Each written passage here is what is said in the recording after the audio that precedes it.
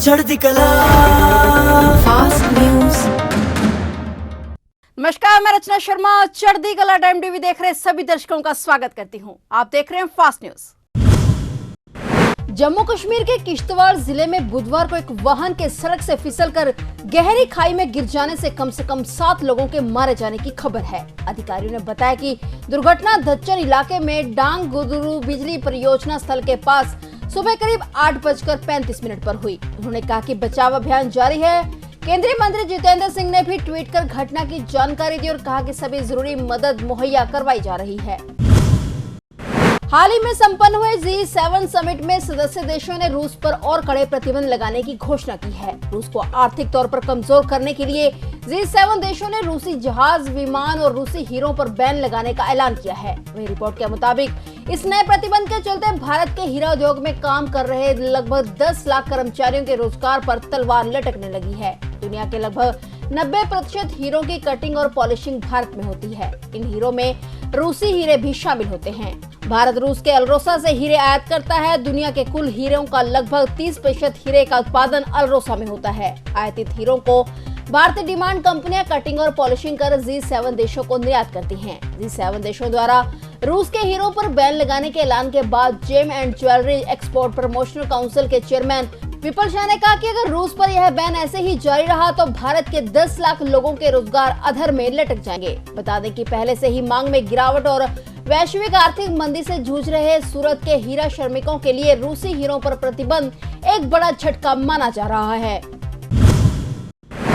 प्रधानमंत्री नरेंद्र मोदी ने अक्षय ऊर्जा, व्यापार और रक्षा के क्षेत्रों में देशों के बीच संबंधों को बढ़ावा देने के उद्देश्य से बुधवार को अपने ऑस्ट्रेलियाई समकक्ष एंथनी अल्बनीज के साथ व्यापक बातचीत की। पीएम मोदी ने कहा कि दोनों नेताओं में ऑस्ट्रेलिया में मंदिरों में तोड़फोड़ की घटनाओं और अलगाववादी हमलों पर भी चर्चा की गई। पीएम मोदी ने कहा कि प्रधानमंत्री एंथनी अल्बनीज और उन्होंने पहले भी ऑस्ट्रेलिया में मंदिरों पर हमले और अलगाववादी तत्वों की गतिविधियों के मुद्दे पर चर्चा की है। उन्होंने कहा कि ऑस्ट्रेलियाई पीएम ने उन्हें इस तरह की तोड़फोड़ करने वालों के खिलाफ सख्त कार्रवाई करने का भरोसा दिया था। गौरतलब है कि ऑस्ट्रेलिया में 2 महीने में हिंदू मंदिरों में तोड़फोड़ की 4 घटनाएं हुई थी।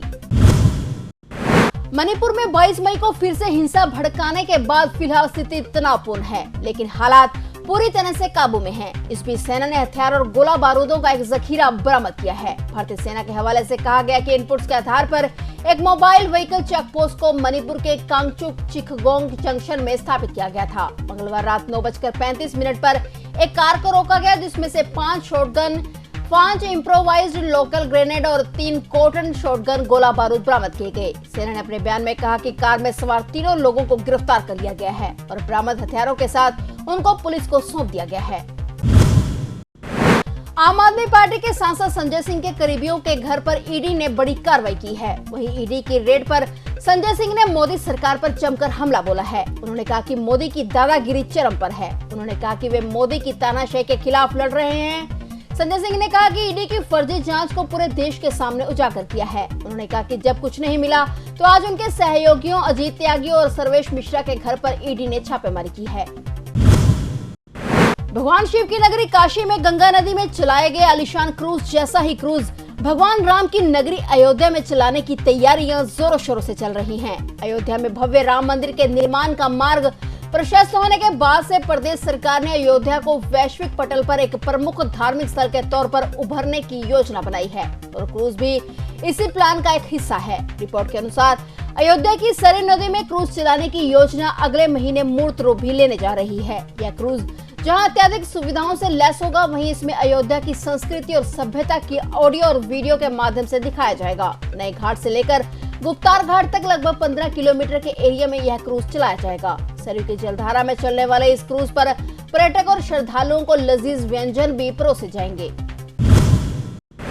पंजाब में पानी के मुद्दे पर सियासत गर्मा गई है। शेड के अध्यक्ष सुखबीर सिंह बादल दरियाई पानी के मसले पर आज बुधवार को अबोहर में धरने की अगुवाई कर रहे हैं। बादल ने कहा कि मुख्यमंत्री ने राजस्थान को नदी जल आपूर्ति को मौजूदा 700 क्यूसेक से बढ़ाकर अतिरिक्त 1200 क्यूसेक दरिया का पानी छोड़ने की प्रतिबद्धता जताई है। हम ऐसा नहीं होने देंगे।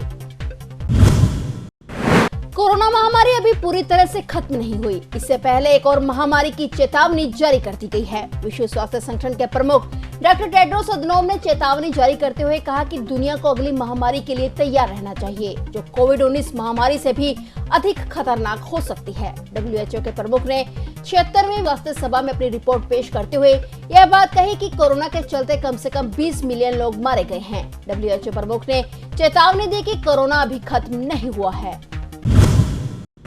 उत्तर प्रदेश में भाजपा की सहयोगी पार्टी निषाद पार्टी ने घोषणा की है कि वे लोकसभा चुनाव अपने सिंबल पर लड़ेगी। पार्टी के राष्ट्रीय अध्यक्ष और यूपी के मत्स्य मंत्री संजय निषाद ने कहा कि पार्टी संसद में अपनी मौजूदगी चाहती है। निषाद पार्टी ने 2019 का लोकसभा चुनाव बीजेपी के साथ गठबंधन में और बीजेपी के सिंबल पर भी लड़ा था। मिली जानकारी के मुताबिक संजय निषाद ने कहा है कि आम चुनाव की तैयारी शुरू हो चुकी है। 3 चरणों में तैयारियां की जाएंगी। पहले चरण में पार्टी उन 27 लोकसभा सीटों पर उपस्थिति मजबूत करने का काम करेगी, जहां 4 लाख से अधिक मतदाता हैं। निषाद ने कहा कि एनडीए के पक्ष में मतदान करने के लिए तैयार हूं। आपको बता दें कि पार्टी ने कैडर प्रशिक्षण शिविर आयोजित करने के अलावा अपने कार्यकर्ताओं और पदाधिकारियों को प्रशिक्षण शुरू कर दिया है। इस बीच संजय निषाद की घोषणा पर प्रतिक्रिया देते हुए भाजपा ने कहा कि हर कोई निर्णय अपना लेने के लिए आजाद है, लेकिन भाजपा ने अभी तक सहयोगियों के साथ सीट बंटवारे का फैसला नहीं किया है और न ही इस मुद्दे पर कोई बातचीत हुई है।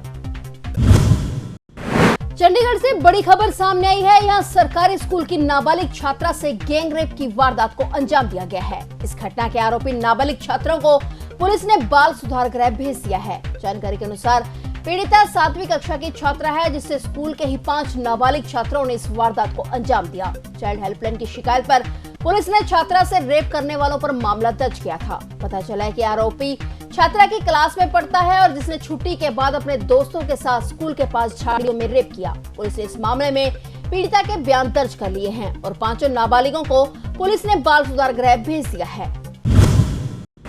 दिल्ली के मुख्यमंत्री अरविंद केजरीवाल और पंजाब के मुख्यमंत्री भगवंत मान शिवसेना के प्रमुख उद्धव ठाकरे से बुधवार यानी आज यहां मुलाकात करने वाले हैं। आम आदमी पार्टी के दोनों नेता मंगलवार शाम यहां पहुंचे थे और इससे पहले मंगलवार को ही केजरीवाल और मान ने दिल्ली में सेवाओं के नियंत्रण पर केंद्र सरकार के अध्यादेश के खिलाफ समर्थन जुटाने के लिए देशव्यापी दौरे के तहत पश्चिम बंगाल की मुख्यमंत्री ममता बनर्जी से कोलकाता में मुलाकात की थी। बनर्जी ने केजरीवाल को भरोसा दिया था कि नौकरशाहों की नियुक्ति और तबादलों पर नियंत्रण के लिए केंद्र के अध्यादेश के खिलाफ लड़ाई में तृणमूल कांग्रेस आपका समर्थन करेगी। दिल्ली के मुख्यमंत्री ने कहा कि केंद्र द्वारा अध्यादेश को कानून में बदलने के लिए विधेयक पर राज्यसभा में होने वाला आगामी मतदान 2024 के चुनाव से पहले सेमीफाइनल होगा।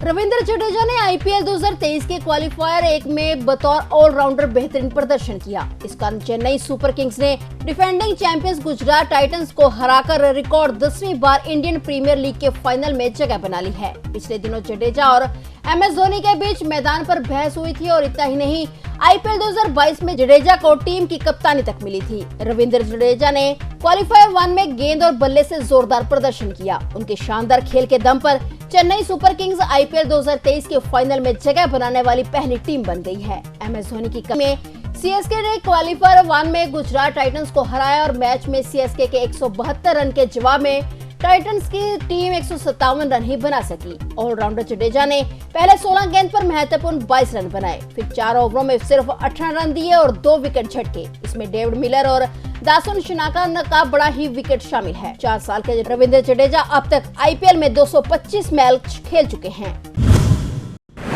फिलहाल फास्ट न्यूज में इतना ही और नए समाचारों के साथ फिर से हाजिर होंगे। तब तक के लिए देखते रहिए चढ़ती कला टाइम टीवी।